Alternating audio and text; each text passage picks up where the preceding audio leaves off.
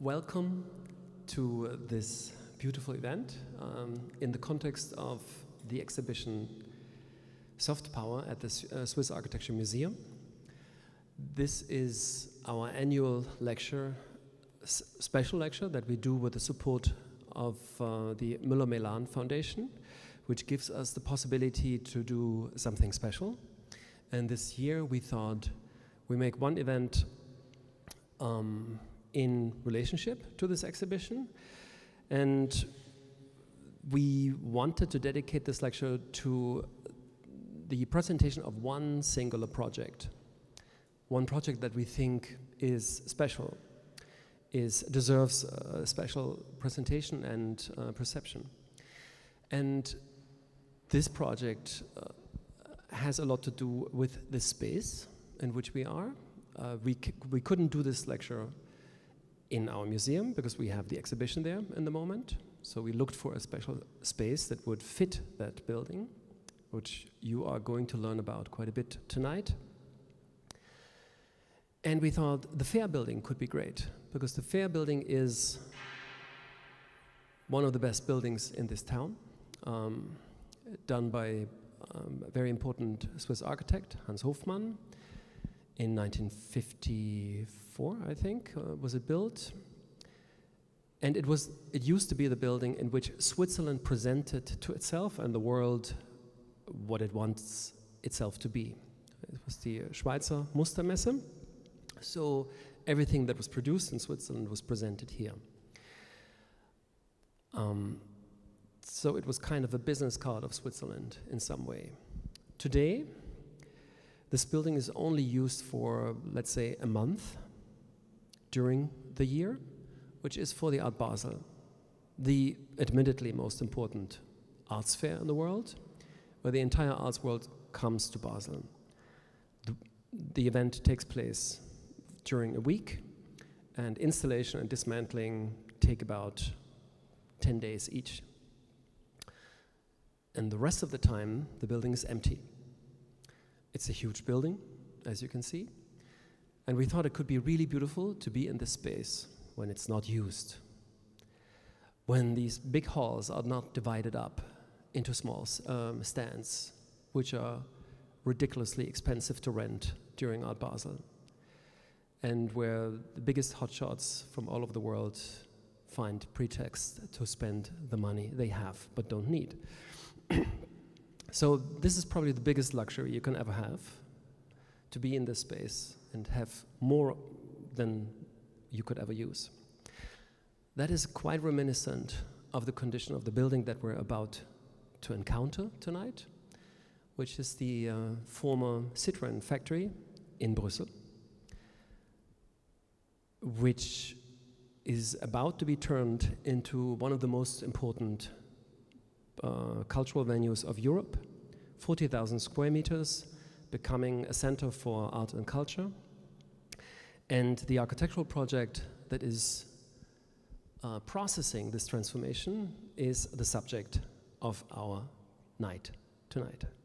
And we invited a couple of people who are crucial for this transformation. We have the director of the institution, Yves Weinstein. He will talk as first. Then we will have Christian Borret, the Baumeister of Brussels, the Brussels Baumeister, who is quite importantly present in our exhibition. He will talk about the conditions of the competition and how the whole project was launched within Brussels. We will have two of the architects, Daniel Nikli from EM2N and Philipp Vieira of No Architects. There's still a third agency involved, which is Searchers and Bates, who are not here tonight. And after these presentations, we will have a discussion here, which will be animated by Regula Lüscher, who is well known in Switzerland for her work as an architect and a leading figure in urban development, town planning, administration, and for her work as Senate Building Director in Berlin for 14 years. So I would like to ask Yves first to come to the stage and give us the introduction from his point of view.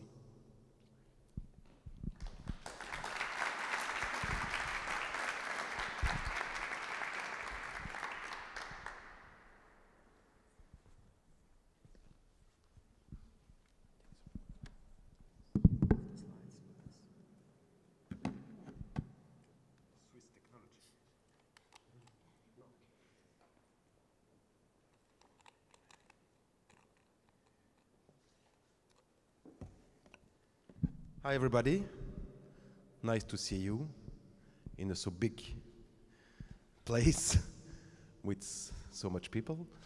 To be honest, I have a problem because the organizer of the conference told me that I have only 10 minutes. Normally when I present Canal, I take 2 hours, so I will make a big effort for you to stick with the 10 minutes that they give me. Thank you for the invitation, of course, for Andreas and all the team to be here to share with you this dream of this utopia of Canal. Because, as Andreas said, to create a new museum of 40,000 square meters, it's not something usual today. The last big museums created in Belgium actually was made more than 1 century ago of this scale. So to do it in Brussels, in the capital of Europe, in the capital of Belgium, it's of course a huge challenge. Also because Belgium and especially Brussels are very complex to deal with this city, but I will let Christian to share his thought about this complexity of Brussels.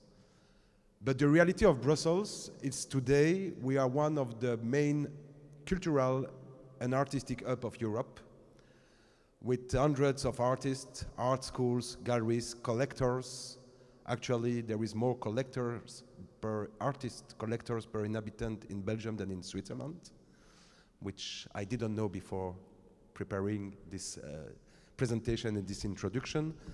But paradoxically, we don't have any museum of modern and contemporary art in Brussels, which is, for the capital of Europe and Belgium, a little bit difficult. So the Brussels region decided to launch a process 10 years ago, almost 10 years ago, to create a new museum in Brussels.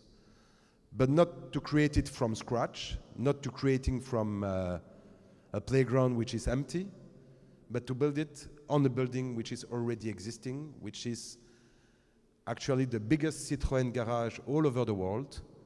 When we bought it in 2015, it was a building of 42,000 square meters. And when, with the project of Atelier Canal, which is the association of No Architekten, EM2N, and Sigridson Bates, but they will develop this point, we will build a museum of 40,000 square meters in this old garage. To do it, we decide, of course, with the Bouwmeester to make a competition, an international one.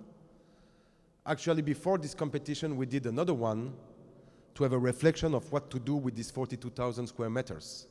Only a museum, or a museum with on top schools, universities, housings, offices, shopping, I don't know. But by the end we decide, also because we are in partnership with the Centre Pompidou in Paris, to devote the whole space for art and culture. And we decide to do it in a special place in Brussels, which is the Canal, with a C, not with a K as canal that we are building, in French with a C, in Flemish with a K, which is the water of 14 kilometers that divide the city in two, the west part and the east part of the city. And the canal, this waterfront, is really the symbol of the, how to say, the dualization of Brussels. Maybe you don't know that, but Brussels is the second cosmopolitan city in the world after Dubai. More than 180 nationalities are living in Brussels. More than 100 languages are used in Brussels. Brussels has to be a bilingual city, French and Flemish, But today, more than 50% of the Brussels people are not speaking neither French, neither Flemish. So Brussels is really cosmopolitan, but more than cosmopolitan, in the place where we are building this museum, we are in the heart of the question of the diversity. Brussels is 19 municipalities. One of them is Molenbeek. Molenbeek is a municipality of Brussels that nobody known all over the world before the Paris and Brussels attacks in 15 and 16. And our dream with Canal is how to create a place where art and culture could be this universal language that allow us to live together. We are so different. There are so many people from different backgrounds in Brussels, socially, economically, philosophically, religiously, culturally. We think that the challenge of the living together is so important that the universal language that culture and art is could be a way to bring people together in a space. And as we said, we do it directly from a building that was already existing. This is the iconic part of the building itself, the showroom of André Citroën. The building was built in 1935. You don't have to say that to our architects, but in 1935 they built it in 3 months. Now it's 4 years that we are working on to refurbish it. And it was drawn by André Citroën itself. The first sketches of the building itself was done by André Citroën in the 30s, in the start of the 30s. Unfortunately, he died the year of opening of the garage in 1935, so he didn't see it. But we decide really to embrace the existing building to create this project. We launched the international competition. Christian and Philippe and Daniel will talk about, of course, in the spring 17. We did before a feasibility study, but the competition for the refurbishing of the building to transformation of the building in a museum was done during 1 year from spring 17 to spring 18. So now it's 6 years that we are working with Atelier Canal, which is the name of the association between the 3 offices.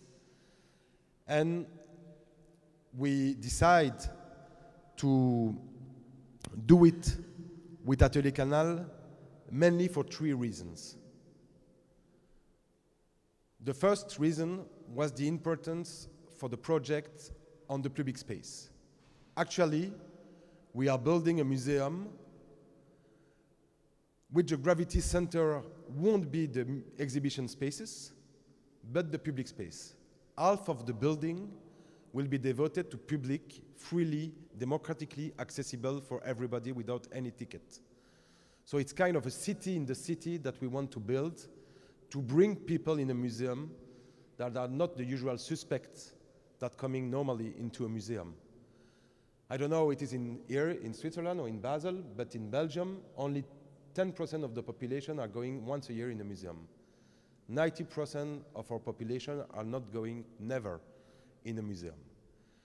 And it's easier to enter in a museum of natural science with big dinosaurs than to come in a contemporary art museum when we think, a lot of people think that they don't understand, they don't have the code, they don't have the formation, the training to be able to come into a museum. So this central figure of the public space was really crucial for us to be able to realize this dream of people coming from all the backgrounds for living together in this place. But of course, we are creating a museum.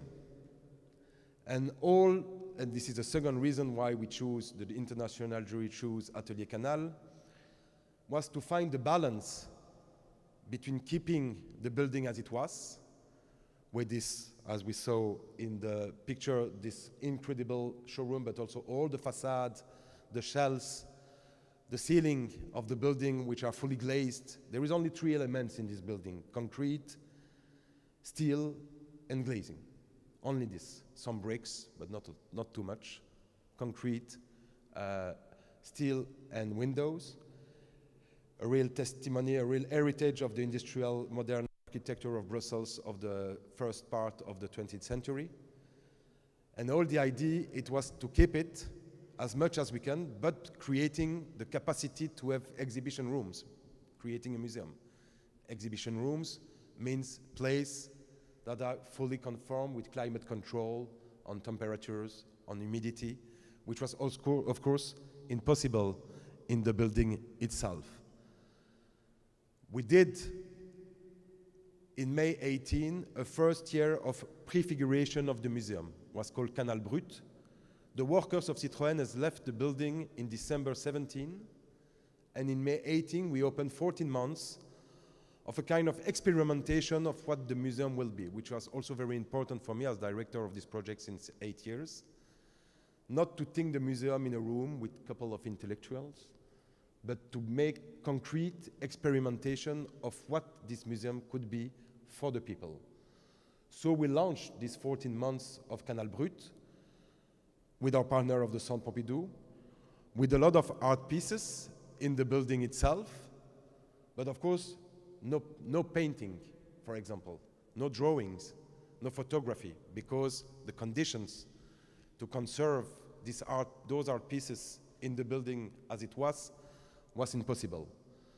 So one of the challenges of our architects was to find a balance by keeping as much as we can the building, because it's very powerful as an industrial building, but also to create the conditions to have those exhibition rooms. Actually, we will have 12,000 square meters of exhibition rooms. 12,000 square meters of exhibition rooms is a little bit less than the Centre Pompidou in Paris, but it's more than the Tate Modern in London, for example, and more or less the same than the MoMA in New York.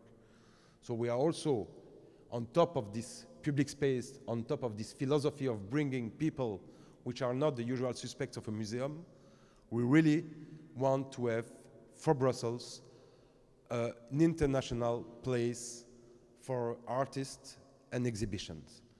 And you see directly my challenge since 8 years, how to make Canal walking on those two legs. The first leg is to be fully anchored in the Brussels communities, in the Brussels neighborhoods where we are, but at the same time, and this is the second leg, to be a kind of international vitrine for the Brussels and Belgium artists in the capital of Europe. So that's why also we decide not to wait the opening, and don't ask me when will be the opening. It's not the good day to ask me. But if there is question, I will answer, of course, but I won't tell you when we're going to open. But to see how also the people can come, can live in this place. And actually, during those 14 months, this experimentation, we had 400,000 public people that came to see what we're going to do. And it was very important for us to create this dynamic for Brussels, but also for this project of Canal. You see some picture here of Canal Brut, but you see also by those pictures the building itself, what we're going to do into this building and what we did, because it will be a museum for exhibition, but also it will be also a multidisciplinary museum with a lot of live art, music, performances, dance, theater, cinema, talks, discursive program.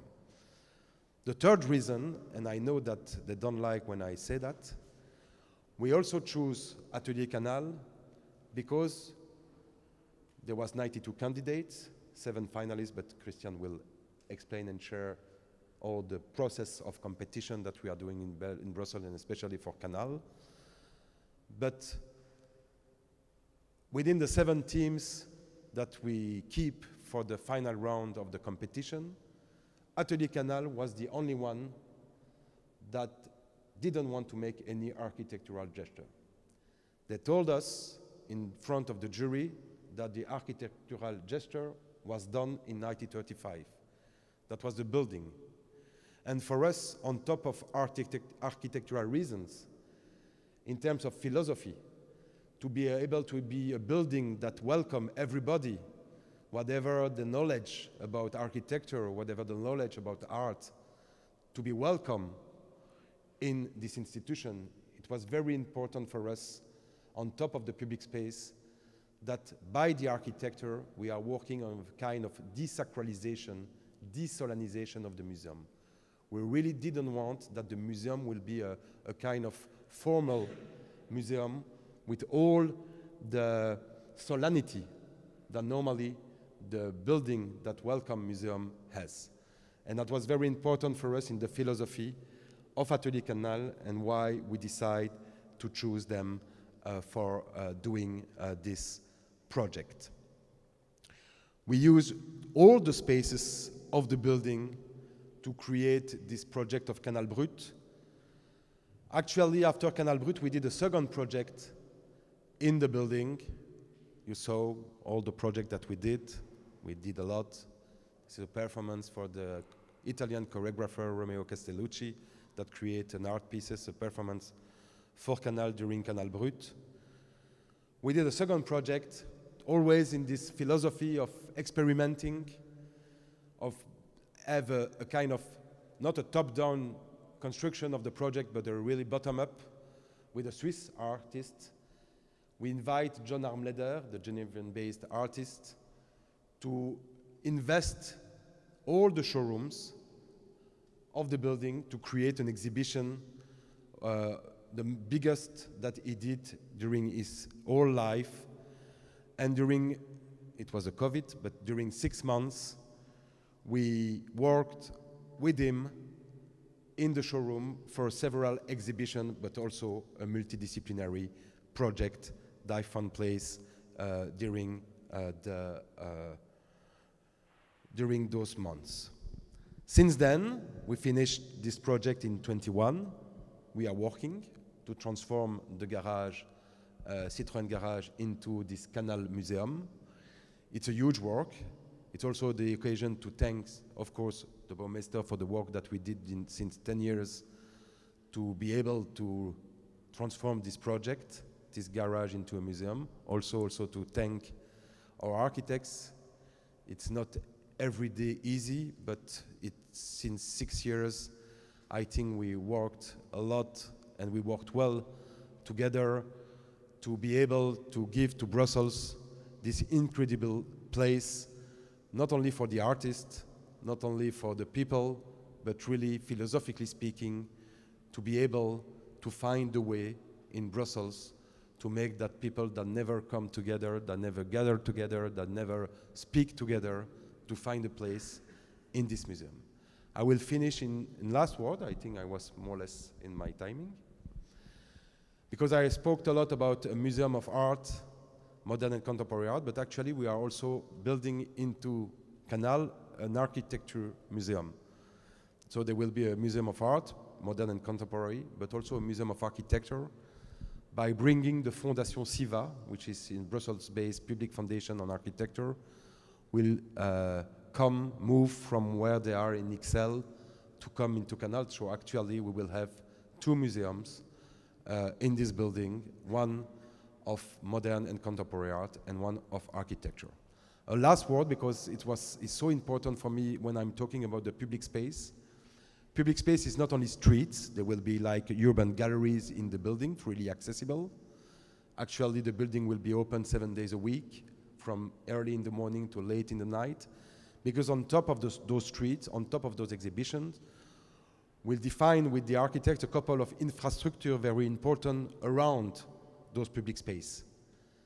There will be brasserie, bar, restaurant. All my colleagues are laughing on me since 6 years, but I decided that in the center of the museum, it won't be the ticket office, but it will be a bakery. So a bakery in the center of the museum. Why a bakery in the center of a museum? It's how you convert a place which is an exceptional one, a museum, to a place that could be a daily use. And all the idea of Canal is for the people, for the neighborhoods, to find in a museum a place to live daily, to come to take the bread, the baguette, the croissant, the coupe au chocolat, as we say in French. But on top of the restaurant, the bakery, the bar, the brasserie, to have also a public library, open 7 days, freely accessible, co-working space, workshops for schools and associations, 2 auditoriums, 2 shops, 1 playground for the children in the building itself. So really, not only to create a place which is the classical museum, when you enter, you take the ticket to the left, the clock room to the right, and go to the exhibition place. We're really a place to enjoy your time, meet friends, have a drink, read a book, go to with the children to the playground, go with colleagues to the co-working space to work on your project. So really how to embrace an whole life for the people in this building in Brussels. So that's what we try to do. And if there is question, I will answer when we're gonna open, but I will do it only for the second one. Thanks for your attention, and thanks to be here for the conference. And I will be here after to answer to the question that you can have. Thank you very much.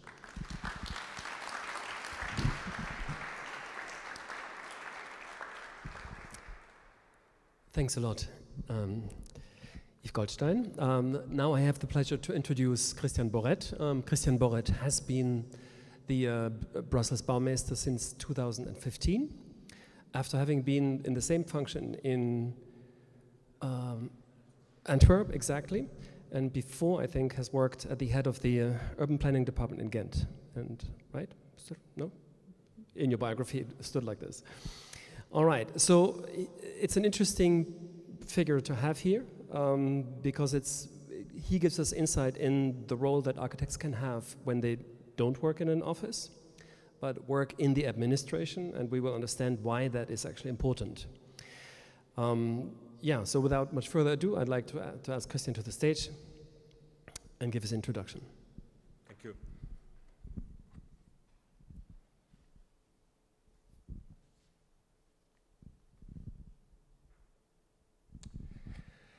Hello, good evening to all of you, also from my side. Thanks for the invitation. I will tell you quite shortly about, let's say, 3 things. One is the Baumeister system in Belgium. The second thing is the Plan Canal. That means the urban context of this remarkable building. And the third one is a bit technical on the competition, but I guess there are many architects in the room, so you might be interested. First thing is, as already hinted at by Andreas, so the Baumeister in Belgium, and in Brussels in particular, is a bit similar to your Kantonsbaumeister, but not exactly the same. I think in Belgium the position is a bit more independent, and therefore can also be very critical. So in my role, I'm appointed by the government, but independent with the freedom of speech. So I'm paid to be critical, which is quite exceptional and also a very pleasant job.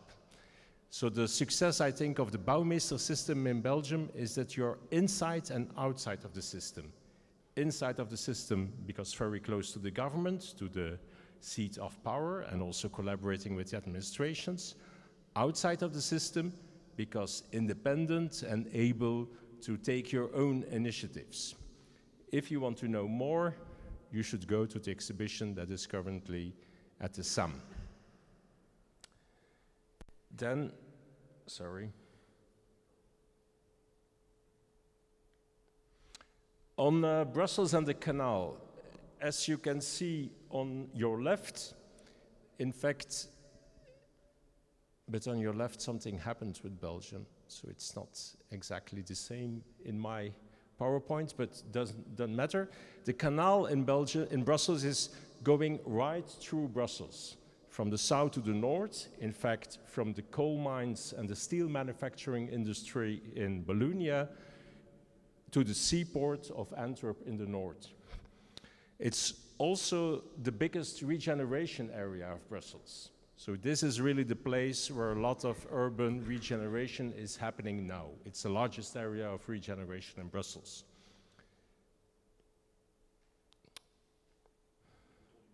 What? In the 19th century, this was really the place where you had industry in Brussels along the canal. So not just for the ships going through, but also locally anchored, a lot of small industry. A lot of manufacturing workshops, and very much typical for that era, very much intertwined with housing. So people working in the factories were also living quite close to the factories within the city itself, as was the case in many 19th century European cities. Today, you can still see the traces of this history. This is a map that was made by Architecture Workroom Brussels. It's slightly exaggerating, but I think it's mostly right. In red, you can see the places where the people with a low-skill diploma live, where the workers live, as they are called in those maps. And also in dark red, where the industry is located today. On the right, in blue, the people, in fact, where the white collars live, where the people working in offices and so on live. In this map, they are called the thinkers, and where the offices are concentrated, for instance, the European institutions. And there you can see that the canal is still a kind of rupture in the city, representing also this duality of the city that Yves has been talking about, having two worlds in Brussels. On the left, the poor, to exaggerate, on the right, the rich. So the canal is not just a kind of physical presence in Brussels, but also much of a social barrier in the city. And that is why, that is one last image, something like 5 years ago, looking north, very close to, in fact, 100 meters of, 500 meters maximum of the museum. And you can still see this, a concrete mixing factory, recycling sites, industrial sites all around the canal. This is really exceptional for a European capital. I mean, there is no other European capital where I think 20 minutes walking from the Grand Place, from the historical city center, you still have this kind of activity. In other capitals, in big cities in Europe, you have already waterfront development. You have posh apartments, you have bars and restaurants and so on. In Brussels, this is not the case because Brussels is complex and governance is difficult and the system is slow, but every disadvantage has its advantage. That means that when Brussels decided to start to regenerate this area, they could learn from the mistakes of all of these other cities. And so it was decided that we will not go for fancy waterfront development here. We will try to do it in another way. That was in 2012 when the Brussels government decided to start a Plan Canal, which was developed in the first phase by the French urban planner Alexandre Chemetov. In fact, it was not like a typical master plan, it was more like a general vision, a plan guiding all of the future projects that would come afterwards. And there were three main points. The first point was making use of the industrial land to build new houses and new public amenities. So that's the most orthodox one. That's what has been happening in all of the other cities. But indeed, there was in Brussels a demographic boom, so there was a need for more housing. The second one deals with this social barrier effect that I've been explaining. So the idea was to create a central place along the canal, bringing both sides on each side of the canal together instead of separating them. And the third one was, especially in 2012, really exceptional and visionary in the urban field of Europe. It was decided that productive activity wouldn't be pushed out of the city, removed in order to build fancy waterfront development, but that we would try to keep it, even reinforce it and integrate it within the new regeneration of the area. And so if we talk now, and so that's when in the years afterwards, there were a lot of competitions organized, a lot of projects, and you can see the results now if you could go to Brussels. Also very fine architects who have been working on this topic of productive activity. not only for new economic activities and buildings like the brewery on the right, there by Office Kersten Geers David van Zeveren, but also mixing these activities with housing. So we are quite strong in developing this kind of new kind of mixed city. If we talk now about, to go back to the canal project, this is, I think, some months ago. So why is it fitting in this Plan Canal? The first reason, the first aspect is the location. This museum along the canal will bring a lot of people from Brussels, but also from abroad, to the canal, to a place where they would never go without this kind of program. So it will help to put the canal on the mental map of people living in Brussels and people visiting in Brussels. That's the first point. The second point has been very well explained by Yves. So the program of the museum is not just culture, it's also about daily life. A huge amount of the spaces in the museum will be freely accessible. You won't have to pay. There will also be daily activities. So it's very much also about public space linking both quarters on each side of the canal. And the third reason, but perhaps Daniel and Philippe will talk about it, is of course there are no manufacturing and real productive activities in this kind of program, but there are a few of them. There's the back office, the logistics, the workshop where things are being repaired or prepared for transport. Well, all of these programs, they are not somewhere hidden in downstairs or in an underground space, but they will be along the facades and they will be visible. Because we think that productive activity also deserves a place in the city. It should be seen. It deserves good architecture. On the competition, and that's my last slide. So I have to say I was very much afraid because the competition would be in collaboration with the Centre Pompidou, and you know the Centre Pompidou, they just have built a project in Abu Dhabi or Dubai or something like that, and I was very much scared that we would go in the same direction. But luckily, I found a perfect partner in crime in Yves, and we were able to manipulate this very international, very prestigious competition in such a way that it perfectly fits the standard that we have for competitions in Brussels, which is, I think, quite good. I think in Belgium we have a very interesting competition culture, which is opening competitions to non-usual suspects. So we always work in first 2 steps, and that was the case here as well, with first a public call for applications. So in theory, everyone can apply. There are, of course, selection criteria. You have to have, there are minimum criteria to be allowed to apply, but we keep them very low. So in the case of Canal, we asked for only 3 references. So in many competitions, when you want to build a swimming pool, you have to have built already 6 swimming pools before. So none of this kind of system here. So we asked to have built 1 cultural program, not necessarily a museum. We asked for 1 project of a certain size. That means 1/3 of the budget of the canal project, so that offices who have references that are much lower could also be able to apply.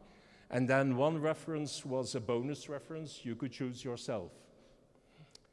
We asked also for a small motivation text, and that helped a lot, because you can imagine with those low access criteria, we had a lot of officers who could do the job. The motivation text, in that text we asked to formulate, why are you interested for doing this job? What is inspiring you? What is motivating you?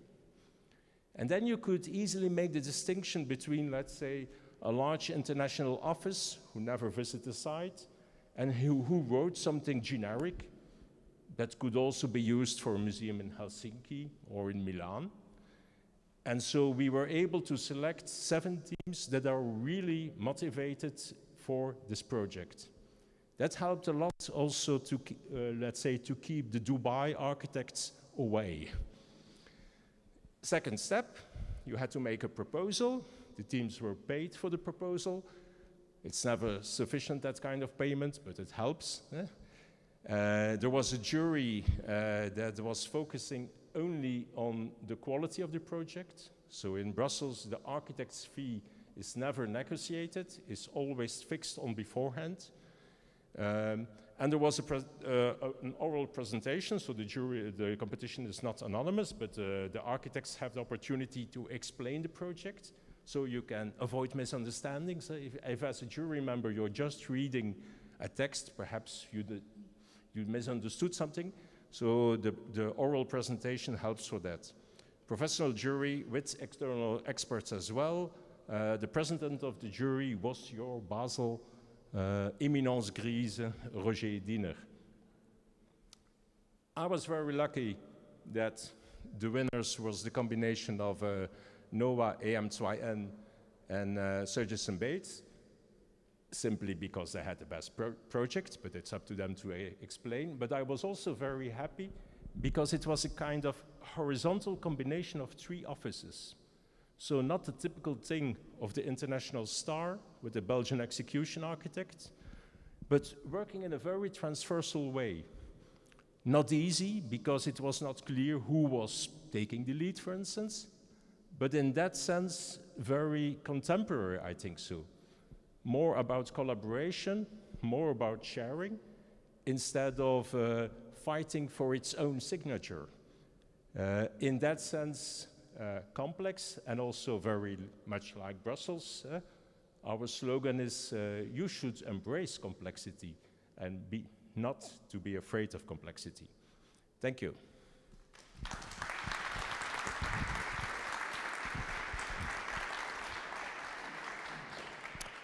This brings us to the presentation of the architects. So I'm happy to introduce Daniel Nickley and Philippe Vieira.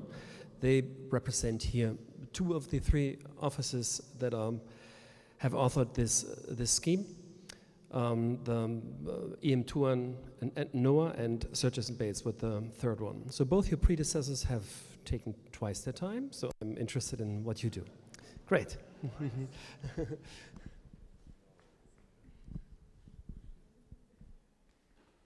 So it means we have half the time, but it's always like this with our client. We're used to this. Hello. Yeah, we don't have the right to speak. All right. So thanks for inviting us. It's really nice to be here. This is the first mistake, and it's Daniel's mistake. It's not 1929, 1932, and it's not 1935 either. It's 1933, 1934. So it was conceived in 1933, and it was built in 1934. But it's true that it was built, was erected as a structure in 3 months. So the position, we already talked about it. Is this working? Yeah, this is what we're talking about. And indeed, we know the division between the 2 parts of the city and why this project in the first place is maybe a social project more than a culture project. The building itself consists of 2 parts. This is one part, which is the workshops, and the other part is the showroom. And they don't really, from the outside, they don't match together. They don't form a whole. It's only when you come inside that you see that it's working together. Yeah. So we as people from Brussels, living not so far from it, we didn't really know how it was working until we got into the building. This is how it was conceived in 1933, so an image of, we could say, optimism. And we liked this word also, optimism. Modernism was very much about optimism, about creating a new world, thinking that we could start all over again, of course, which you could say is not what we're going to do today. But still, this idea of optimism we liked a lot. And what you see is also that the aim of André Citroën, who was indeed still in the lead, but he died soon after, and also he went bankrupt first, because he had been doing so many projects. He was he was a big investor. So this was meant to be a kind of Citroënville.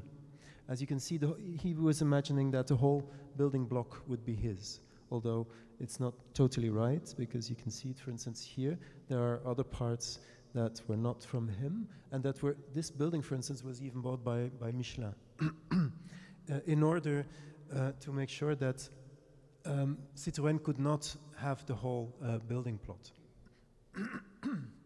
And it's then after the building was finished that they went bankrupt, and Citroën continued to live, but it was with Michelin money. And then this building became also part of the plot. And then you see also on this image, so we're talking about this part, a little part here, and then this became a part of it. So for us, it's really about this, and then there are two buildings in between, which are not part of it, and then we come here again. And what you see that there's also been a few moments where the building has been changed, altered, and for instance here, the iconic aspect, the elegance of the showroom was neglected by building this building in between.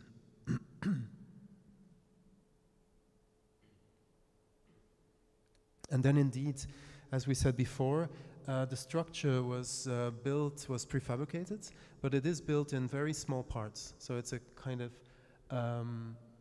bringing together very small parts of metal, and then it was brought together in 3 months. And then we can see here an image within the first generation, because after 25 years it changed dramatically. But this is the period when there was still an open space that was not divided with an extra floor. You will see that later. And you can see that it was a kind of ideal space with a lot of light coming in. It was a very comfortable place to work. And also in terms of size, also quite large, quite infinite almost. Competition.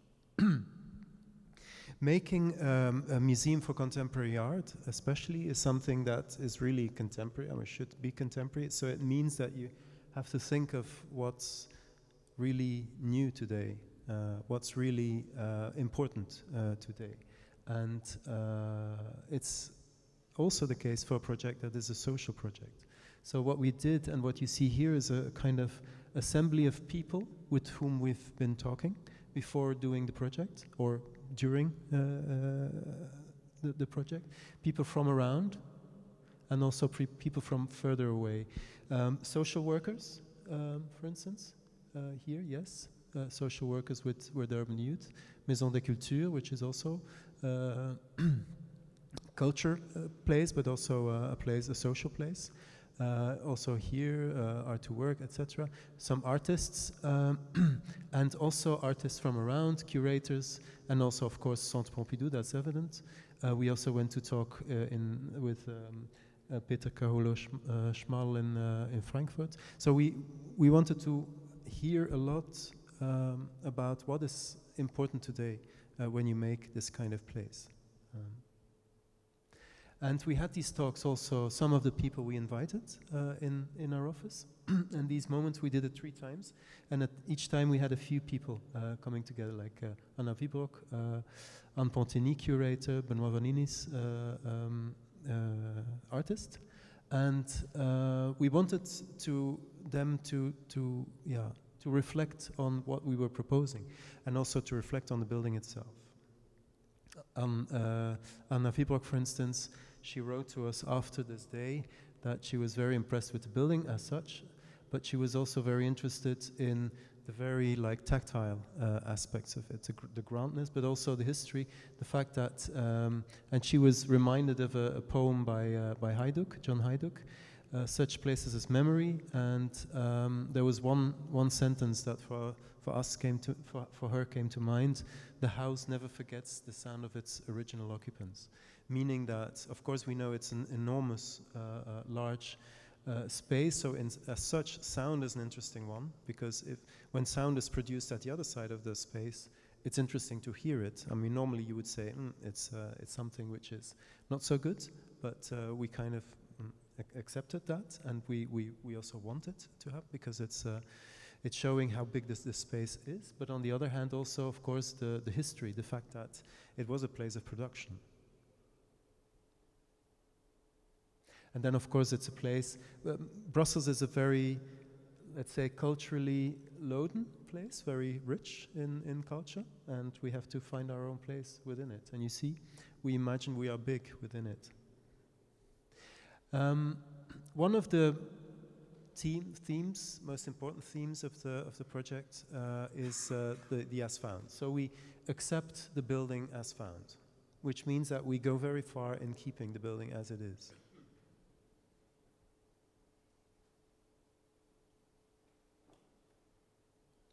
A motto is trust in what is there.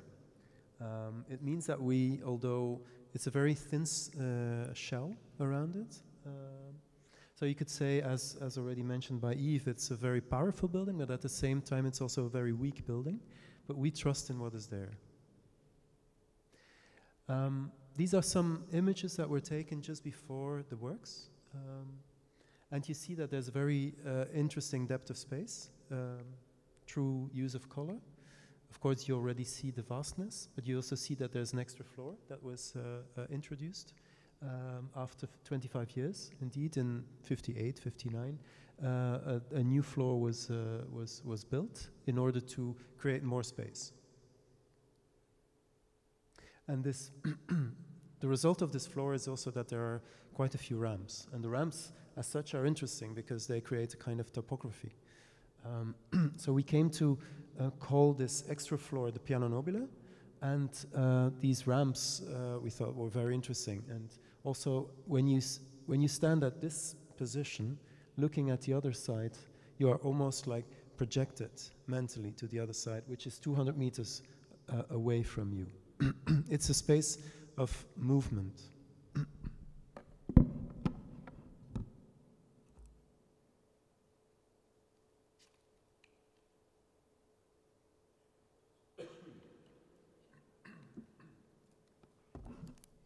This is, for us, it was a focal moment because we understood that we wanted to keep as much as we could, and especially this quality, this kind of quality, this kind of image, we wanted to keep it.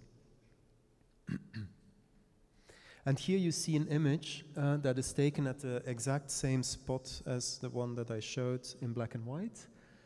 You see this kind of ideal space that it used to be, like large, big, high, very wide. Here becomes something that is more rational because the extra floor was needed to just stock more cars. But at the same time made the space into something which became spatially much more rich, much more interesting. So we wanted to keep that. Okay, and then starts the project. We called it a stage for Brussels, a podium for Brussels, une scène pour Bruxelles. So as you know, it's a collaboration of different architects. And indeed, it came naturally that we didn't, in the end, wanted to make this big gesture, but you'll see that in a moment. And it's very much about shared authorship. So let's start with 5 big ideas. Maybe one of the most important ideas is the fact that there's already a symbol, and there's already an iconic element, which means that we don't have to have another iconic element which attracts attention. There's the horizontality, the fact of wanting to make a building which is socially potent helps very much if it's a very horizontal building. So that's why we wanted to extend this horizontally and really focus on that aspect. So you see, what we do here is this building that was standing here, the Michelin building, we continue it, and you can see that almost everything is now part of us, of Canal. We even encompass Well, I shouldn't say that when the people from Kai are here, but this is a theater.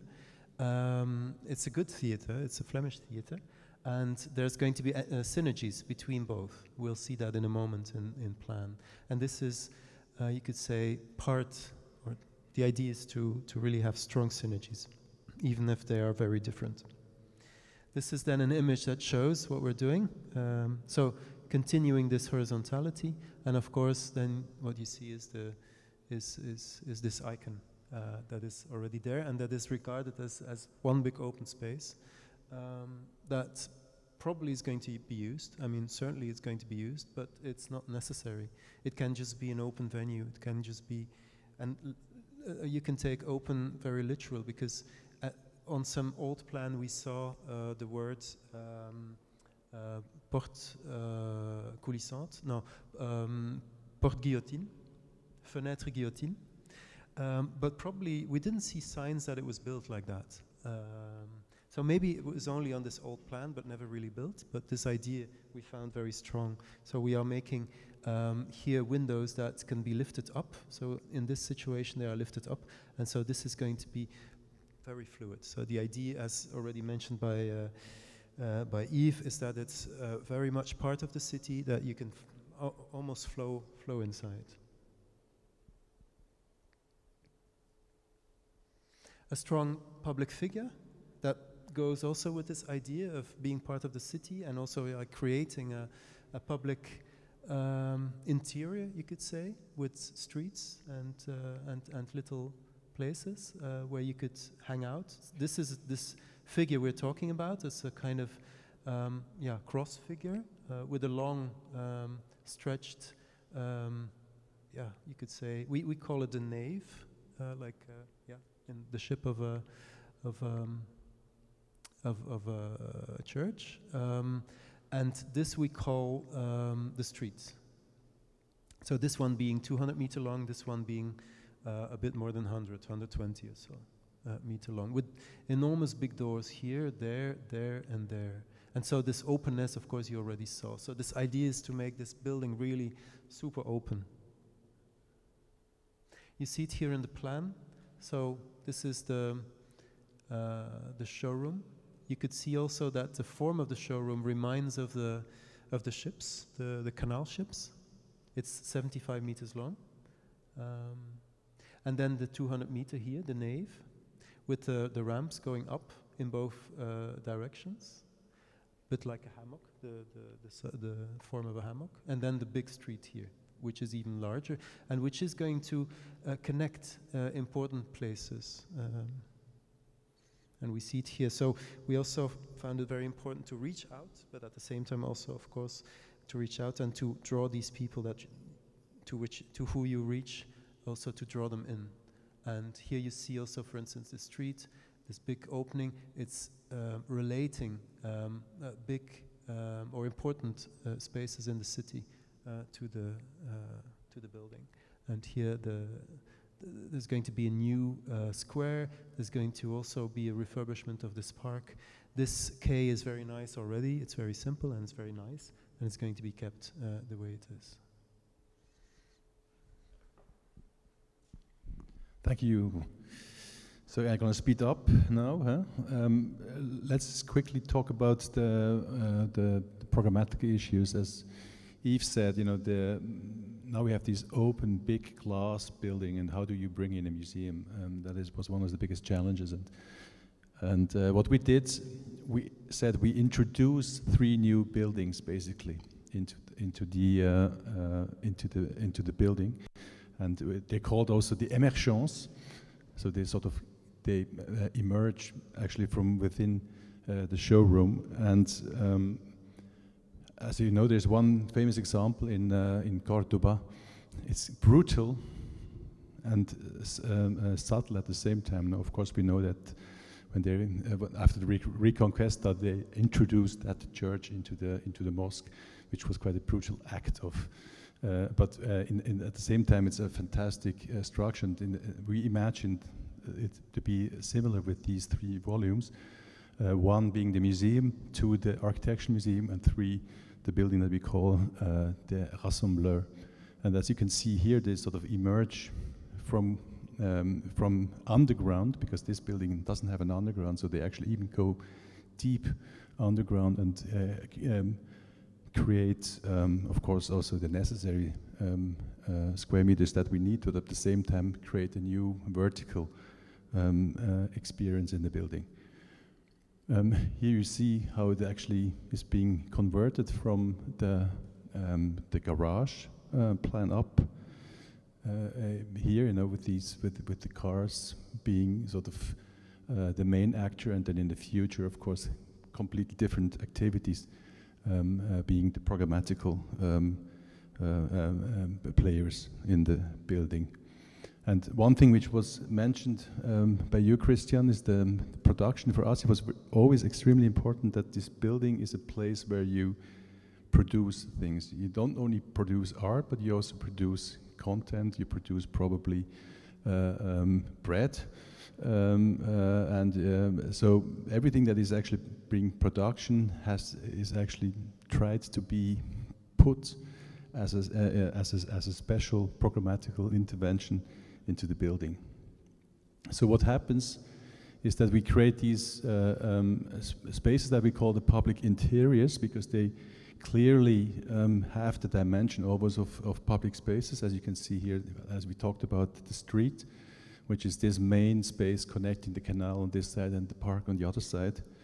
And this is how we imagine it to be. And if you remind yourself back to the pictures that Yves showed, it almost looks the same. We didn't actually want to change it much, so it has this character of an extremely sort of versatile space. And programs like the Rassembleur with the theater open up through big windows and gates from that street and create this kind of depth from the street. It's almost like looking into another building again, being on that street. And of course the nave, as already described by Philippe, which stretches over these 200 meters and culminates here in this vertical showroom with the ramps going up into the showroom, and this being sort of this longitudinal space. And we have to imagine that these spaces that we see here on the picture are all free of admission. So this is not, you don't need to pay for all of these spaces. They're actually free, and of course they will be programmed, there will be activities on these surfaces. And that's why this so-called Piano Nobile is such an important thing, because it creates this very special space in the city. And of course it can be temporary divided, so you can actually of course also have exhibitions that are closed off, but then in other circumstances you can of course keep the idea of this big open platform, as shown here with these pictures. Now with the Emergence here in the back, these volumes being inserted. And what is interesting now, you see that when you are on site actually, that through introducing these volumes, actually the space even looks bigger than before. You know, it's quite interesting because it changes. Although you think you make it smaller, psychologically it actually almost becomes bigger. And of course you can see here then how this Piano Nobile will actually be an important, having these windows that we also introduce here, a few windows that you can open, so you can actually open up, make it porous. And you see actually how discrete the Emergence act. So we were not interested in actually making them too important. So always the main player is actually the showroom, and the Emergence, they're even clad in glass and reflect the sky, so they are actually not, let's say, they're not too important as architectural elements. This is the library. I go through quickly. Showroom, we already saw it, where we took out the parking garage that was built in. Philippe, you might know when. But there were levels inside, so we actually reconstruct the idea of the cathedral, as in André Citoyen's idea that this cathedral, where you actually would look at the cars that are that were being produced in the workshop, and with the idea of this space being this public space that can open up, as described, with this fenêtre guillotine here, with the little annex, the petit showroom, as we used to call it, and where we, of course, can imagine many, many different activities to happen. One quite important issue is, of course, that, and I think that is something, in these volumes, of course, we need perfect climatic conditions, global ones. Now, this is the global standard, gold standard. You need to fulfill it in here. But what we are interested in, that there's sort of a gradation of climates. No, that there's a transition. You enter into a building, which in summer has probably 28 degrees, and in winter 15 degrees, or maybe 14, hopefully. So it's sort of this kind of transition from public space into, at the end, sort of the perfectly climatized space.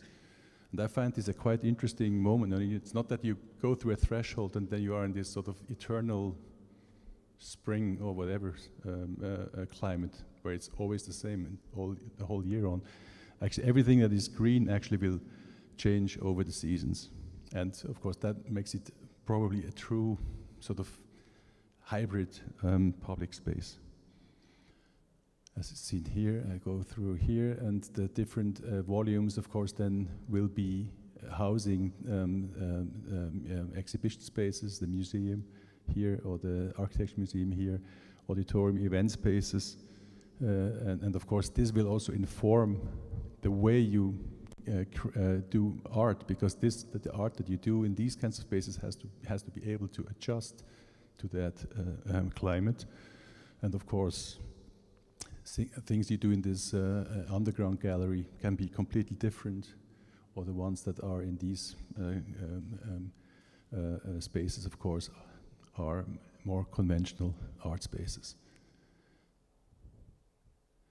We have seen this already. This was an interesting aspect, that during the project, developing it together with Fondation Canal, was happening this in parallel with these exhibitions. So that was a sort of a ping pong and a feedback loop that was constantly in discussions, you know, because we could basically go out, because this was our office in the Rassembleur, our client sitting on top of us in the same building, so very short ways, many workshops.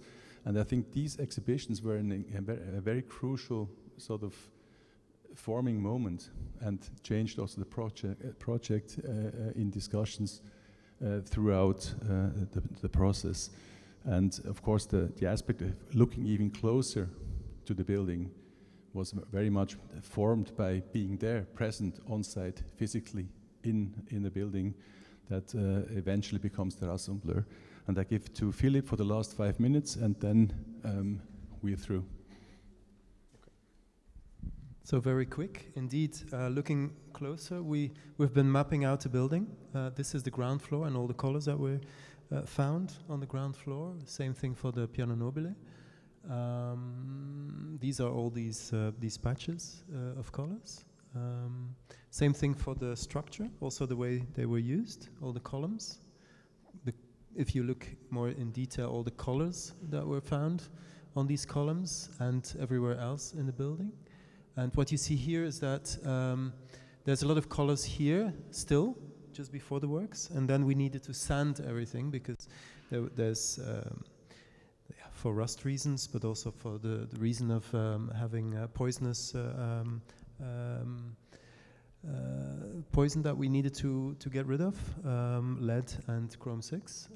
And then we thought that there's a kind of complexity and richness that we were going to do away with. So we wanted to have that come back somehow. And so we worked together with Sarah Smolders, who is an artist, and on a color strategy together with the client. And this is something that came afterwards, so it wasn't part of the competition. And then we also added an extra big idea, the fact that the building would never be finished. And we also integrated this idea of color into that idea of a building that would constantly change. because that was the case also within the building and its use. The fact is also that there's a lot of colors that came and that were used in order to signal certain activities within the big space, to create zones within the big space. Sarah, she checked out and did an analysis of how paint was used, as you can see here. So the height of the colors were applied, and they were proportional to the height of a person. And that was an important element. Sorry, to go back. This idea of zoning is also something that we're going to use within the idea of coloring. So it's not just one column that is going to be used, but also or painted, but also parts of elements that are going to be painted. And there's one big color book. And the idea is also that over time, the next decades, that color can be applied by people and added to the building. And also one of the things is also that, for instance, in terms of floors, we're going to paint floors, but we're going to paint it with different layers, so that at some point you will see the layer, the second layer, for instance, when a layer is going to be used. Inhabiting Canal is about, now how to really inhabit it and also integrate furniture. This is about setting out a system, literally, the Canal system. So there's going to be a special system of furniture for this building. And it is part of a kind of large collection made out of elements that also fit into another system, which is called Open Structures system, that is used in Brussels. And there's a lot of elements, as you can see, that are going to be made like this. It all has to do with certain flexibility and also adaptiveness over time. And then there's a few of these big zones that are looked into more detail. This is, for instance, the welcome space. It's a space where you can find information, where you can chill out, where you can also have meetings with the curtain. There's also a curtain strategy. Then there's, for instance, the bakery in the middle of the space of the building, also made out of Canal system elements. And this is a very special place. It's on top of the showroom. It's a kind of a bar, the bistro, that is made like a boat space. Because, as I said before, the form of the showroom is also the form of a boat, of a canal boat. So it's the idea that you are navigating somehow, and from there on there's a very nice view over the city. This is the silent library with the reuse of also elements that were used during the canal time, the Citroën time. These shelvings, and this is one of the two auditoriums. This is the smaller auditoriums. The idea is there to make it a place where, of course, you can watch and see events and performances, but also can just chill out. That's why we use this element of sofas.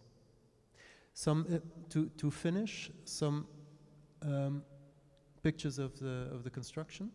This is making the openings, digging the rassembleur.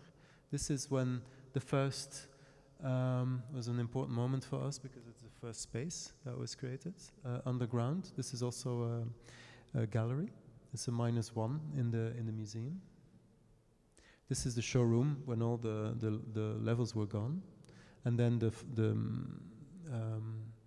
the roof still needs to become a flat roof in order to then be able to make this bar and this big terrace, which is also open for everyone to have a look over the city. This is a more recent view where you already see the volumes, and then the view of the canal. Of the nave. still with a lot of water, unfortunately. And then one of the, just on top of the one that we just saw on the -1, this is the size. It's a bit elongated, I must say. This is the size of the exhibition spaces, which are 21 large and 35 or 36 long, so quite large. And this is big columns carrying the archives of the Architecture Museum, but also exhibition space. This one. This is a book about the project that we've made. The idea is to make 3 of them. We made the first one, which is about the thinking of the building. There we are.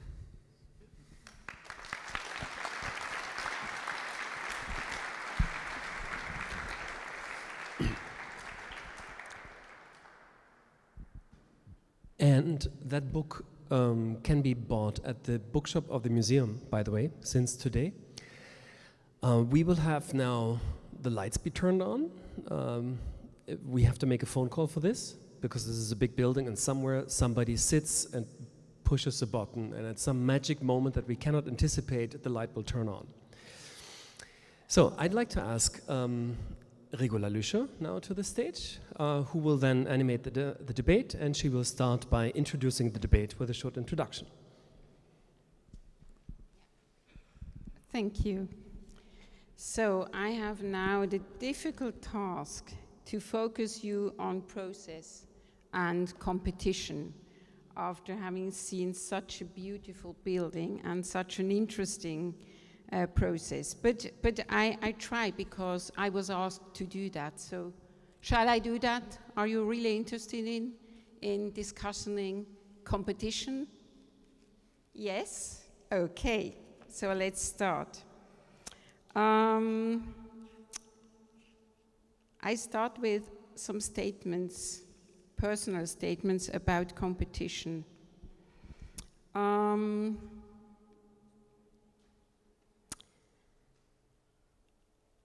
I was many years involved in qualitative tenders and thus in, of course, competitions, first as an architect in Switzerland and as a director of the Department for Urban Development in Zurich on the side of administration, and then most recently as a Senate building director and state secretary in Berlin. It's to say also in a political position, which is really different from your position. As a very young independent architect, when we only generated our commissions through competitions, I thought architecture competitions were an ideal instrument to get the best architectural project. But when I changed side, I started to understand how demanding it is to shape the culture of competition, because not every competition is a good one. When I arrived in Berlin and started my work as a Senate building director, I was surprised by how few competitions were organized by both the public sector and private investors. As a rule, contracts were awarded purely on the basis of price bids. Can you imagine that? And the qualification of the architectural firms. This was the case under my predecessor, which led to a complete lack of transparency. The entire architecture scene, except for those who were often taken into consideration, was dissatisfied. Something like a style dictate was implied and also imposed in reality. I tried to change that during my time there, and I succeeded in doing so, but with public contracts and with private investors. But this is another story.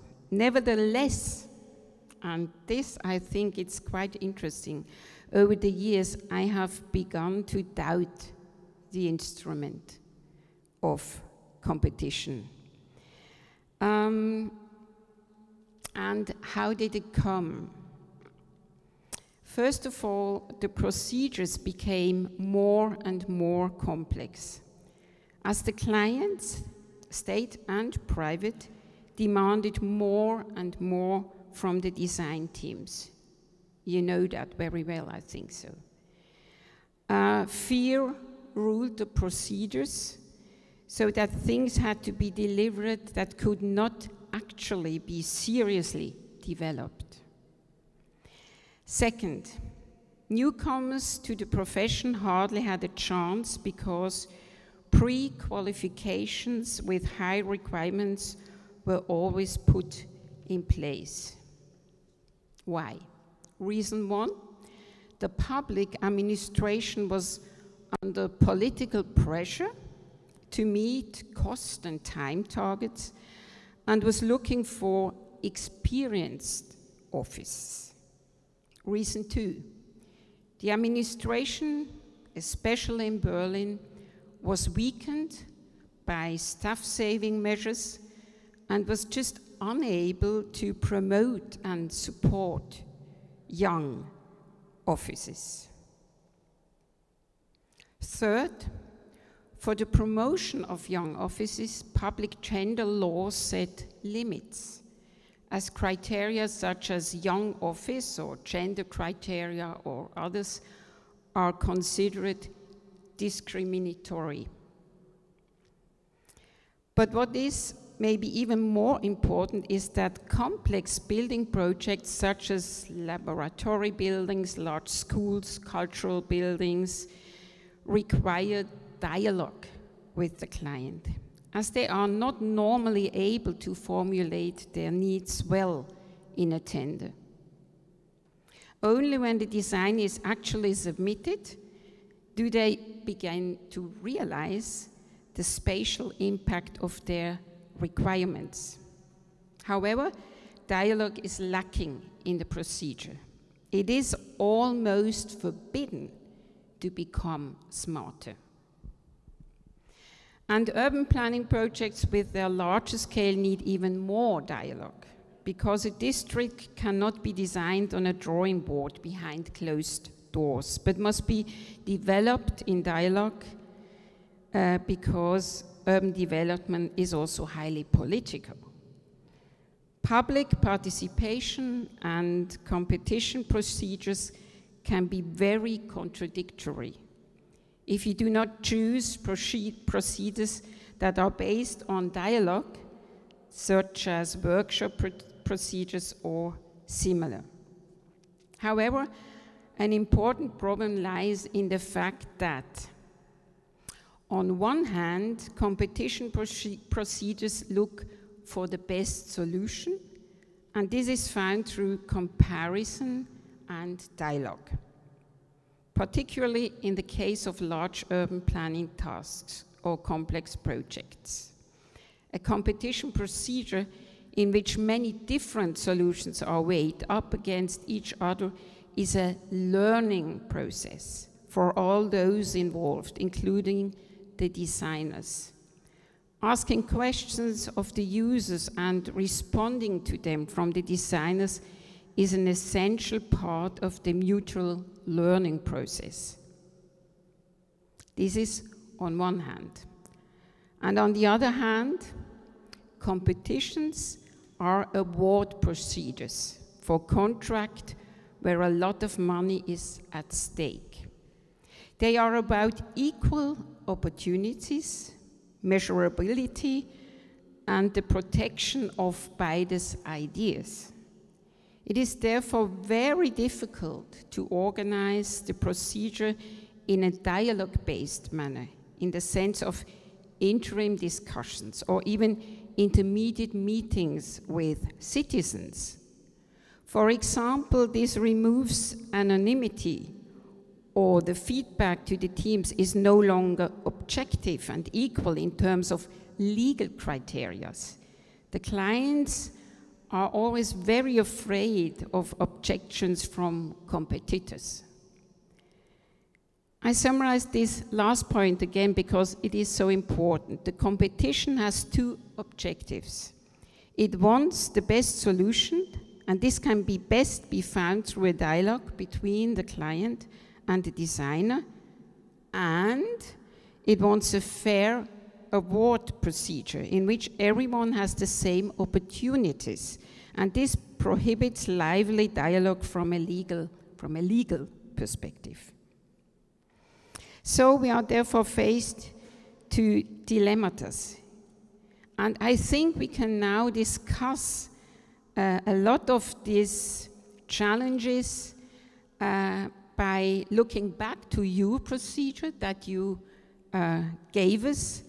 And I also have to say, at the end, in Berlin, when I organized, for example, the competition for the Museum of the 20th Century in Berlin on the Kulturforum, we also decided to make 2 independent procedures. First, it was a competition only about ideas, so it was very, very low. And the second procedure was a realization competition. And the division made it possible for the jury to incorporate new findings from the first competition to the second one. So we could learn a lot for the second part. And the 10 best placed offices were selected for the realization competition from the first competition. And we also invited some big names for the second competition because our client wanted to have the big names. This is normal. And we also invited 20 offices that went to a pre-qualification. So it was really, really mixed, and like this, it was possible also to involve younger architects. But it was a huge effort to do that, but I think it was a try that was worth to do. And now I would like to invite you here to me, and I would like to ask you some questions focused on procedure and competition, but not only about on competitions, because I think we've learned that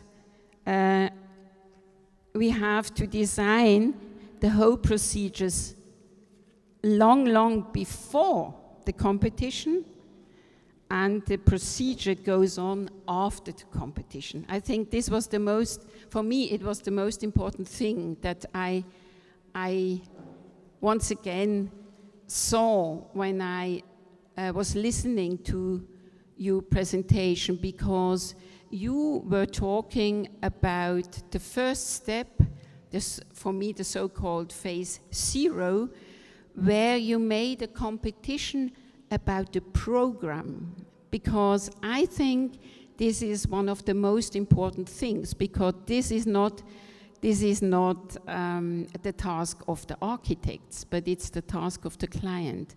And often this task is made in a very bad way. That's the reason why during the competition you normally need a dialogue, because you are not prepared. And I wonder, I would like to hear again about this first competition, or I don't know if it was a competition, where you could make the program. And maybe you start, or you, as you like. This one? This one? No, you need to press the button on this microphone to turn it on. Ah, okay. I can do that. Very good. Thank you, Rigula. Thank you. Yes, as I said, Canal is not the owner of the building. The owner of the building is the region, by one of his public company. We have droit d'amphithéose of 78 years, I think, on the building itself as Canal Foundation.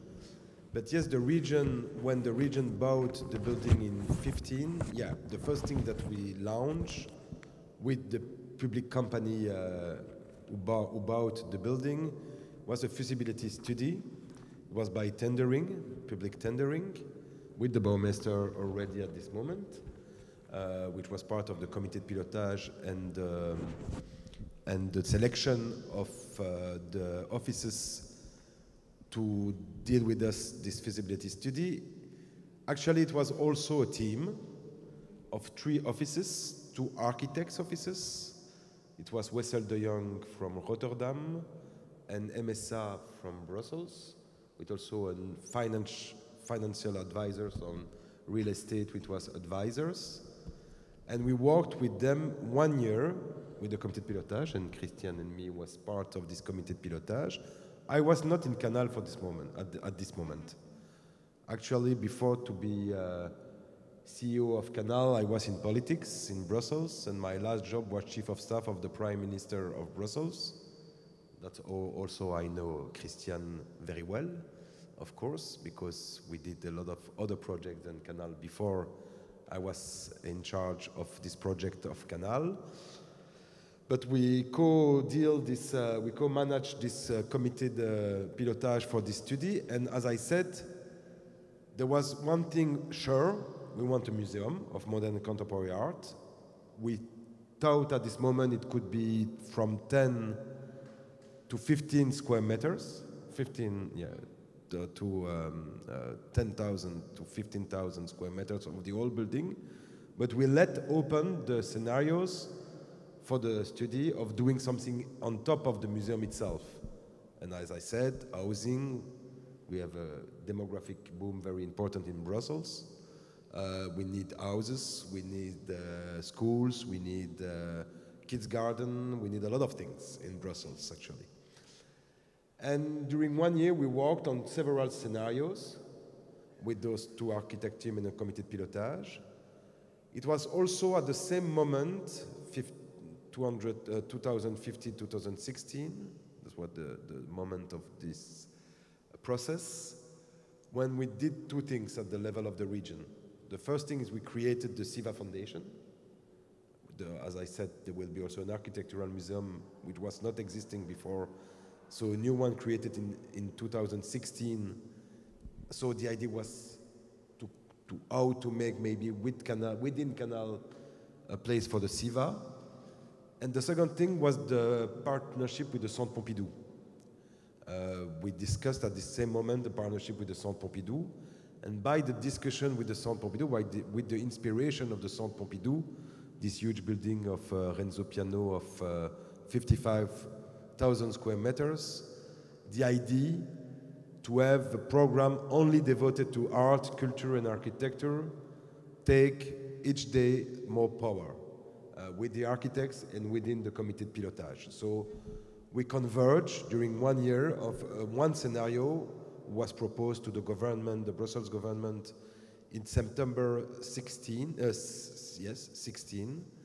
and the government decided by the end after the study to take, the scenario was called Art Total, so create a museum in the whole building. And yeah, that's how we deal with this feasibility study. What was 2 things was also important in this study, because it was also the basis of the competition after for the architects to deal with the transformation of the museum. 2 things was very important on top of the conclusion of an Art Total scenario. First was the idea of the public space, because it was really in the heart of the feasibility study. We worked with Wessel de Jong and MSA on a very strong figure of public space by choosing this scenario Art Total. And the second thing, which is maybe a little bit more important, it was by this study that the government decided the financial envelope to do this project. So when we launched the second competition to have architects to transform the garage into a museum, we fixed an envelope of 150 million euro to do it. And this envelope was decided on basis of this preliminary study that we did with Wessel de Jong and MSA. So But they what- knew exactly what they have to do. But who is we? Who decided? Who was involved in these discussions? Who decided to say we want so many square meters of public space? Did you have any bottom-up participation processes? Was it a closed shop from some people? Who decided this? Who was creating this program? I mean, this is the most important thing. And you were talking about bottom-up and top-down, and I was wondering, where did start this process? Or was it just the imagination of some people that knew we want to have so many public space, which is beautiful, but somebody also had to pay for it. So this interests me very much. Who paid decided, to be short. Who was paying the project decided that. Yes. Yes. So it was one person or what? I think, no, I have to press, but it's green, so it should work. I'll take yours. I think the government decides formally, and you could say it's pretty top-down, no participation. I totally agree. But I would like to hear the architects, because I think in a good competition, the client, in this case a public authority, should do his homework. And so define what is the question that we ask to the architects, to be clear. If you want to have a clear answer, you also have to have a clear question. On the other hand, why I still defend, of course, a competition, of course, in my role, is that I think even if you have a clear idea as a client or as a public authority, you have to be extremely flexible and you have to take profit of the procedure of the competition to change your view if the architects come up with another idea. And so it's this kind of dialectics of a kind of dialogue of ideas that can be very productive. And so on the public space, I think there was a hint in the program supported by the government and by the Fondation Canal, but it was clearly developed by you, in fact, in the proposal and reinforced. So in that way, quality goes up. Yes, I think so, yeah. So I wanted to ask them but how precise the program was, how much flexibility, but I come back to you. You wanted to say something? Yeah, the only thing that even the brief was very clear. The answer of the 7 teams finalists of the competition was fully different, with the same brief of the public space at the core, at the center, as the center of gravity of the project. The 7 answers were fully different. So it's also where there is a richness of the dialogue with the architects. But to make it a little bit more complex for you both, my questions goes on. I wanted to ask you, first of all, yes, it's clear, you need a strong program and you need a good process before the competition starts. Yeah? As a client, you are responsible for that, absolutely, absolutely. For me, it would be interesting to ask you, saying we have a good program. Let's say we have a good program, that's nice. So in this case, there was a competition, a Brussels-like competition with these 2 stages.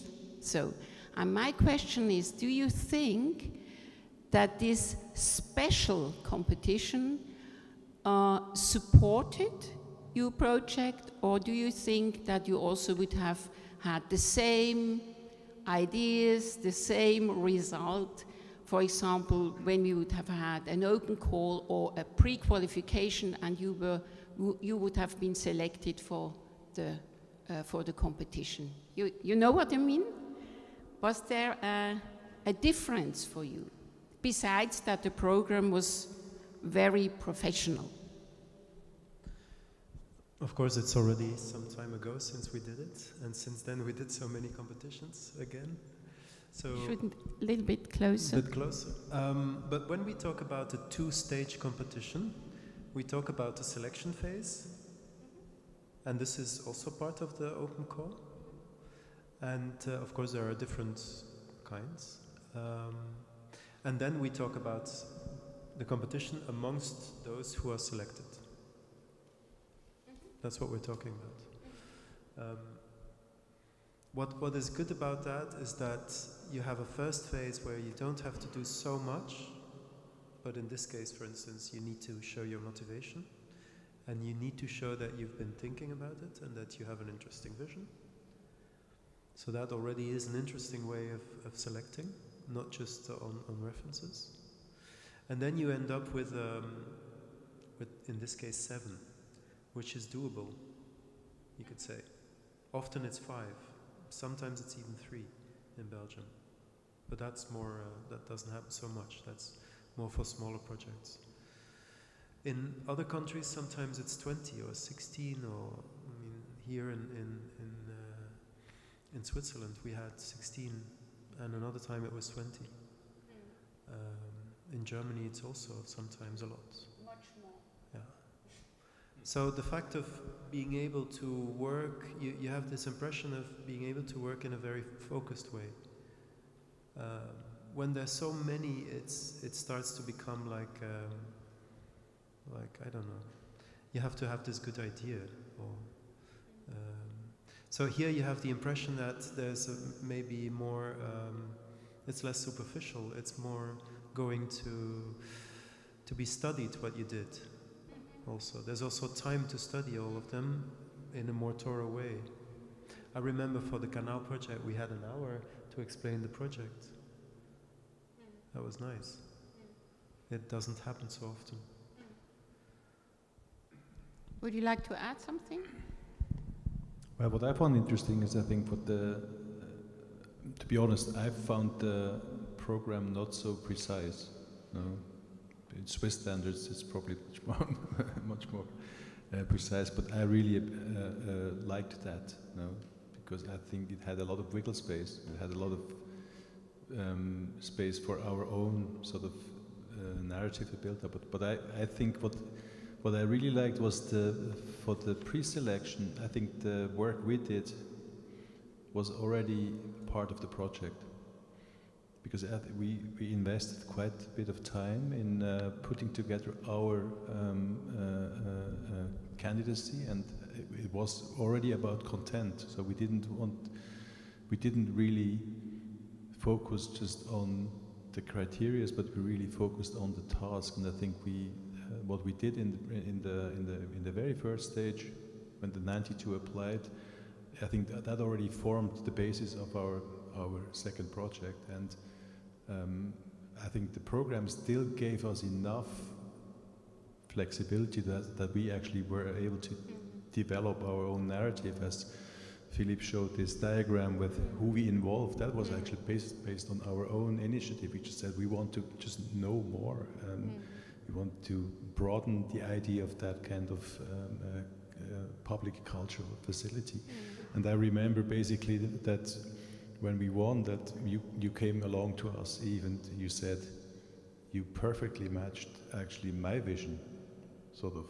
But I didn't have the impression that vision was explicitly formulated, you know, because you can also over-formulate programs, you know, when you just think there's so much written, you know, it's too much. I really like also when you have you know, read things between the lines and develop your own narrative.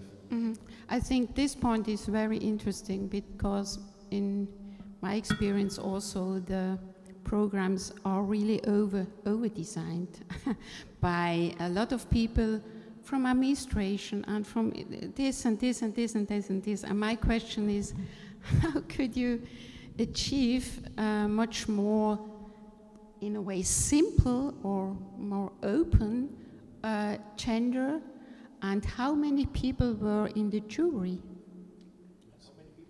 People were in the jury. Which one and how many people? Because on the first step and on the second step. Yes, that's interesting. Yeah, that's interesting. Yeah, I think, in fact, part of the explanation I realize now could be on the level of numbers. So not too many candidates in the second round, so that the people feel motivated and that there is time enough also for the jury to study all the proposals. Same thing goes for the jury. So I think Canal, because it was the biggest project, we had the biggest jury I think I have ever had experienced in Brussels, and still it was something like 9? Yeah, we were 9 people. 9? Yeah, only. Once again, 9? Yeah, only 9. And that is a large jury. Very interesting. For the step 1, we were 5. Yeah. Yeah. Yeah. Very powerful job. In Germany, you have 35 or 40. Never. Yeah. And why? And why is it? Why do you have so only 9 people? I mean, where are they coming? Why more? Yeah, because in Germany, I tell you, in Germany you have all the politicians from the Senate level, from the borough level. We never have politicians. Yeah, no, I just tell you, because I think it's interesting to discuss the differences and how it is with you and why is it so different. Because all these things are very important. They are super important when we are talking about the culture of competitions. Then you have a lot of people from administration, you have, of course, the users, also a lot of people from the users, of course, and so on and so on. And then you have so many people, you also need all this number and one more on the professional side. So at the end you have about 15 architects. You need 15 architects because you also have 15 so-called Fachsachpreisrichter. That's why it is so huge, and everybody wants to be part of the tender. Can you imagine? You have a tender with 100 pages. So it's very interesting how you deal with that. It's very interesting. And it was worse than you think, because we were only 9 and the majority was not architects. Yeah. Not politicians, but not architects either. Yeah. And it's also something very, I think, interesting. I don't have all the story of the hundreds of juries that Christian has done for other projects. I only have the testimony of what we did for Canal, of course. But firstly, I come back to one point. For this project, it was important to have a good mix between bottom-up and top-down. Sometimes in politics, especially in a complex city as Brussels, we need, which is not a tradition, top-down decisions, which is not classical in Brussels. Brussels is it's more horizontal than vertical as an organization of a city, of the region. So the decision to create a museum was top-down. The decision to launch a competition for feasibility was top-down. The decision to launch a competition for making a museum of the 40,000 square meters were top-down. But for example, and it was really a wish of myself, the first year of working with Atelier Canal, as Daniel mentioned, we were in Canal Brut. It means that during 1 year we had a model, a 1-1 model, functioning with 400,000 people came into the building, living into the building, look to the power of the building itself, the powerful of the ramps, the powerful of the showroom, etc., etc. So we adjust a lot of things during this 1 year. So from the competition, if we didn't have this very bottom-up experimentation of Canal Brut, the project that we are doing now wouldn't be the same that they proposed for the competition and what we are doing now. So I think it was very important also to have this very interesting mix between some part of the process which is fully top-down and some part of the process which are more bottom-up. For the process itself by choosing, maybe it's linked to the complexity of Brussels, but already 9 people in the same room, it's already complicated to have one vision. So I cannot imagine that you can be 15 or 20 in the jury, but I understand that it's the case. I propose to all the architects in this room to come in Brussels. It it will be easier for you to Let's work. say it's a challenge to moderate it, but I would like to ask you, I mean, for me, I really like this idea that you have the programming, the process of the program, very intense, then you have the competition, which is not so over-complex, as I understood, and afterwards you have this process, and I realized that you really have time and space to have this dialogue between the client, architects, the building, and whatever. Is this always like that, or was it here very special? So the preparation of the competition was here more thorough, better done than in many competitions. Of course, also in many competitions with the regular programs like building a kindergarten, you don't need this kind of exploration of the program on beforehand. So they're more systematic. But what is crucial for me is, so within the public procurement system, in fact, a European legislation, but it's very funny how in every European country, the interpretation of the European legislation can be different. In Germany, it's very mostly, and in Switzerland as well, even not part of the European Union, you have these anonymous competitions. We never have anonymous competitions. So the candidates know who are the other candidates, and it's important because that allows us also to organize a presentation of the project by the architects themselves to the jury. So that's the dialogue part. So in a public competition, for me, that moment is very important. I read your submission on beforehand, but I never go to a jury with the idea that's the best one. Mm-hmm. I often go to a jury with the idea those two will not be the winners of the 5 of them. But then it's during the jury moment, and thanks to the presentation of the architects and also the opportunity to ask questions, that you start to understand the project better, that you can have a conversation on the project.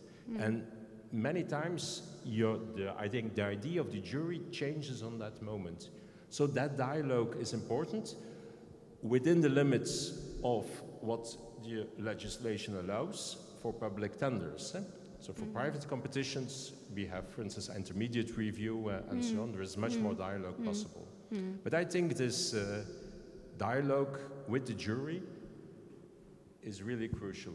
Yeah. Absolutely. We cannot rewrite the history, but I fully agree with Christian. I'm quite sure if the jury, the 9 same people, has only to judge on the files, it shouldn't be Atelier Canal who would win the competition. I'm fully sure that the process itself, the hours that we spent by the presentation, the question that we raise, understanding exactly because there is plan, you can bring beautiful image, plans and wish, understand really the philosophy of a project need a discussion. And for me, this stage we spend 2 days of jury, 1 day, full days of the 7 presentation and questions and answers, and after 1 day of deliberation and discussion between the jury, it changed everything. I'm quite sure you... I have to make an end, sorry, because it's late, but I have 2 questions. Maybe you can answer them very shortly. The open call is one of the heart of the procedure. And in this open call, it's not a pre-qualification like I bring my projects and so on, but it's just another say, you ask for a concept, write it in writing or whatever. And this open call is really open to everybody, or how does it work? So I never work with an invited list. So in Belgium that doesn't. In Brussels I do not practice it at all. So the Bouwmeester never chooses like you can do, for instance, in Berlin, some architects to join also. I can't, sorry. Okay. No, I really can't. Yeah. No. But sometimes that happens, that some architects are directly invited. So we always work with a public call. It's open to everyone on condition that you have some minimum references. So, but the trick is to have them sufficiently low.